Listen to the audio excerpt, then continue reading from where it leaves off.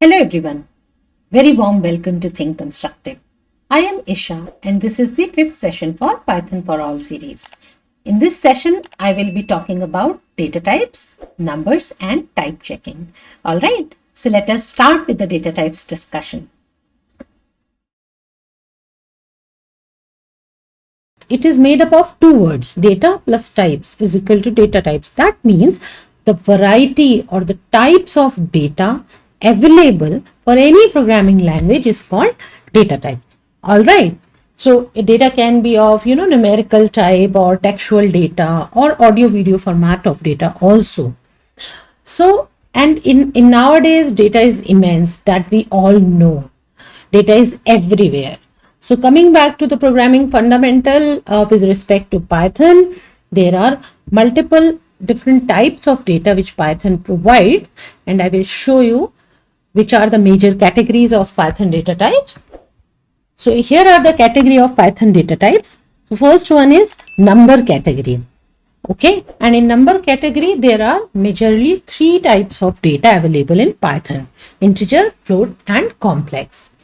Second category is sequence, and in sequence category again there are four different types of data: string, list, tuple and range. So we will be separately discussing all these types of data in our subsequent lectures. And then the third category is set. In that we have set data type, followed by map category which will have dict data type. Then we have boolean data type, or you can call it as a bool, and then binary, which are bytes or byte array. All right. So in my coming subsequent sessions, I will be talking about sequence, set, map, boolean and binary. All right. So in today's session, I will be discussing number data type in detail. So let us start with the discussion for number. So number data type, as the name indicates, it can store numerical value or the numbers. All right. So here is my number data type, some key points which we all should know. So it stores numerical value, we all understand. All right. And it will have three different types inside it. The first one is int, then we have float, followed by complex numbers. All right, so we'll discuss each of these int, float and complex in this session in detail. So first one I'll talk about, that is integer. So in integer data type, we can call it as int or integer. It is a whole number. We all know integers are like 1, 2, 3, 20, 30. I mean the whole number which doesn't have any decimal, but it can have positive or negative sign. All right. So I can call plus 20 as an integer, or minus 20 is also an integer value. It's a basic integer properties. All right. And there is no limitation on the length. So unlimited length for the integer number is allowed. So for example, the first integer is some variable, and it has number 12. I have another example. Let's say I have taken another variable called second integer. The value can be given as 20, 30, 200, whatever is the requirement. All right. So that's how you can, declare the integer variable and store some integer value in this. So in Python, there is no specific way to declare any variable. Whichever variable you want to declare, you can just write variable is equal to value. So according to the value, the data type of the variable is taken by the Python interpreter. All right. So this is about integer. Demonstration I will show you in the last part of this session. So keep watching. Okay. So next type is float. So floating point data type. What are the great properties for that? Float or floating point number, we all know it will contain decimal. I mean, it can have decimal or it cannot. If it doesn't have, then it will be simply called as integer. But if it has at least one decimal value, it will be called as a floating point number. Plus and minus, both signs are allowed here. All right. So, and it can also be defined or can also be treated as scientific number, where an E is there to indicate the power of 10. How will I say that? I will show you an example demonstration in the end of this video. So keep watching. All right. So here is an example for floating point number. Let's say my variable is first float is equal to 12.003. So 12.003 is a simple float number which is assigned to a variable called first float. I'll give you another example for the scientific number, how you can, define that or declare that in the Python programming language. How will you do that? Second float is equal to, let's say, 27 into 10 to the power 5 I have written. So this is treated as the floating point number, or I can, in the simple way, I can write it as 27E5, where E is a scientific number which indicates the power of 10. So the similar expression 27 into 10 to the power 5 can be written as 27E5. Alright. So I hope this example is clear. So the next topic for today is complex numbers, which is again the part or one of the data type of number category. So what do we understand from the complex number? Complex numbers are written with the j as an imaginary part. So I hope you all know what complex numbers are. Complex numbers are always written with the j as an imaginary part, and then those are treated as a complex number.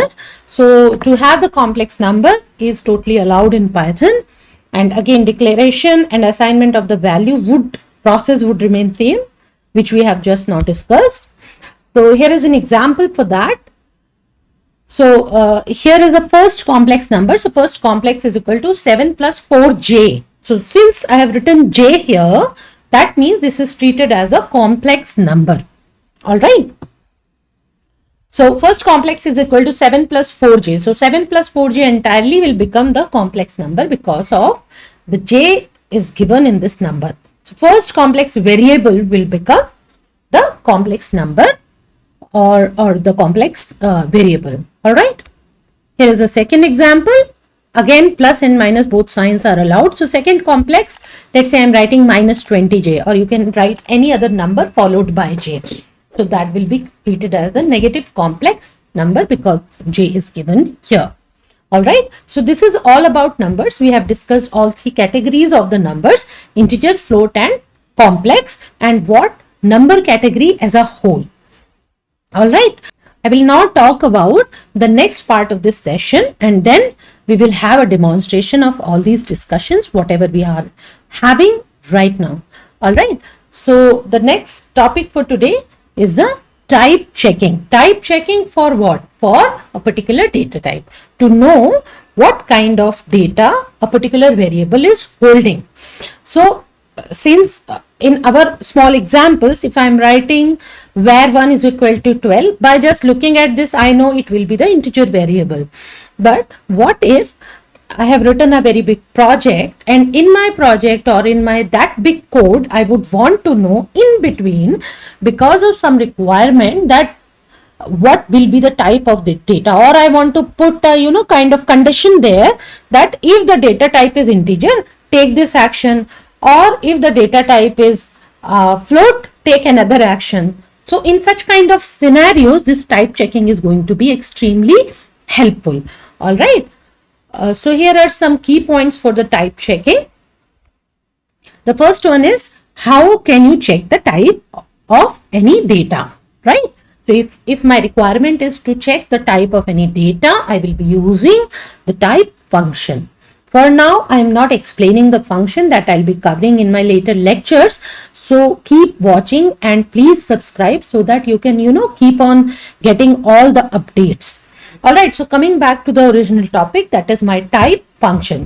So that means this type function original methodology, or how it should behave, how it should execute, what result it will produce, that is already written. And what all I need to do, I need to just use this type function along with that particular variable, and this function will be able to tell me the data type of that variable.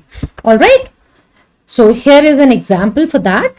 Let's say I have given my variable is equal to 12.03, and I would now want to know the type of this my variable. How will I do that? I will just use a print statement, keep it aside, but type my variable. When I will say type within bracket my variable, that means my variable's data type will be able to tell me. And here in this complete syntax with the print, it will print the type of that data. All right. So I hope type checking purpose, key points, how to use a method, is very clear to all of you. So now I will switch to the demonstration part and will show you all these things, whatever we have just now discussed. So keep watching. Open ideally or whichever Python editor you are using at your systems, and whatever demonstration I am showing to you now, please go ahead and try out all those demonstrations along with me. Whatever I am showing, just see, pause my video there, try it out by yourself, come back, again see, and again do the same stuffs. All right, so that will be extremely helpful, and that will help you to strengthen your core fundamentals of programming. So don't miss, use it, try it out along with me. That will be extremely helpful. All right, so I'll open IDLE editor now. So here is the Python IDLE editor. Whatever Python editor you are using, that is perfectly fine. You can use any of the editor to try out the examples. All right. So first I will show you the demonstration for integer variable declaration and printing of that variable. So let's say I have taken var1 is equal to 12. So this is my integer variable, and I would just want to check what is there in the var1. I will just say var1 printing. It will print 12. So I'll associate type checking example here with var1, and I'll show you how you can check the data type of this var1. All right. So I'll just say print type var1. Okay. What is it giving me? Class int. That means it is telling me the data type of this particular variable, which is int. All right. Let us have an example for a float data type. Let's say I am saying var2 is equal to 119.09. Okay. Or let us take a negative float example. So minus 119.09 I have given. All right. And I would want to print this. I will just say print var2. Okay. What do I get? Minus 119.09. So I have declared a float variable and I have also printed the value of it. Now let us check the data type of this variable. So I will just say print type var2. What class I am getting here? Float. That means this variable is of float data type. Similarly, let us have an example for complex data type. So var3 is equal to 56 plus 8j. All right. So since I have given the j, so it will be treated as a complex number. Enter. All right. And now I would want to check the data type of this var3. So before that, let me just do a printing for this value. Let us see whether we are getting it correctly or not. So var3 I will print. What am I getting? 56 plus 8j. So perfectly fine. Now I would check the data type of this var3. How will I do that? I will just say print type var3, then close. All right. What class I have got? Complex. So that means this is a complex data type. So that is how you can try out many more values with different variable names and get very comfortable by variable declaration of different categories of different types of data or different numerical data types, and also check the data type of this with the help of type function. All right. So that's how you can give different types of numerical values, be it int, float or complex, and check their data types also. All right. So what we have covered in today's session, here is a summary. We discussed the different types of data with respect to Python, and we have seen their classification. We discussed number data type in detail along with their all three types. Those are integer, float and complex. And then we talked about type checking of different types of data. We have seen the demonstration of different numerical data types declaration, the printing, and their data type checking. All right, so I hope you have tried all these things. If you haven't yet done, please go ahead and try all these examples. If you haven't yet seen the previous videos, please find out some time and go ahead and watch them out. Leave your thoughts in the comment section, because your comments are an extremely important part of all the sessions, all the videos what I am making. If you need any improvement, please ask for that. If you have any suggestion, please ask for that. If you like any particular part of the video, please tag that part in the comment section. That will be helpful, definitely for me and for other viewers also. So keep watching, stay connected.